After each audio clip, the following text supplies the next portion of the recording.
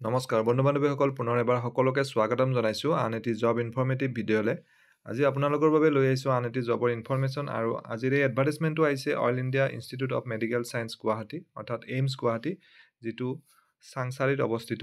গতিকে কি পদ আছে, কোৱালিফিকেশ্যন, চেলাৰী, এজ লিমিট, গোটেই কথাখিনি এই ভিডিঅ'টি দি গম পাব। ইনফৰ্মেটিভ যেন পালে ভিডিঅ'টি লাইক আৰু শ্বেয়াৰ কৰিবলৈ নাপাহৰিব। যদি চেনেলটো এতিয়ালৈ ছাবস্ক্ৰাইব কৰা নাই তেনেহ'লে অসমৰ লগতে ভাৰতবৰ্ষৰ সকলো ধৰণৰ চাকৰিৰ বাবে চেনেলটো আজিয়ে ছাবস্ক্ৰাইব কৰি থ'ব। এইখন অফিচিয়েল এডভাৰটাইজমেণ্ট, নটিচ ইণ্টাৰভিউ বুলি আহিছে আৰু অনলাইন যোগে আবেদন কৰিব লাগিব।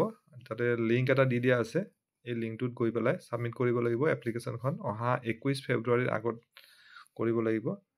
আৰু ইয়াৰ প্ৰথমটো পোষ্ট হৈছে ছিনিয়ৰ প্ৰজেক্ট এছিষ্টেণ্ট।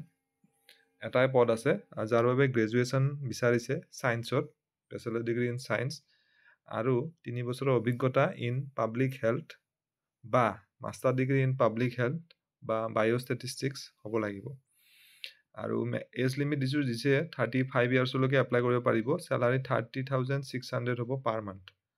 এইটো ফিক্স পে হয়, কাৰণ এইটো 3 ইয়াৰ্ছৰ কণ্ট্ৰেক্ট ছিষ্টেমত হ'ব চাকৰিটো। আৰু দ্বিতীয়টো পষ্ট হৈছে ডাটা এণ্ট্ৰি অপাৰেটৰ।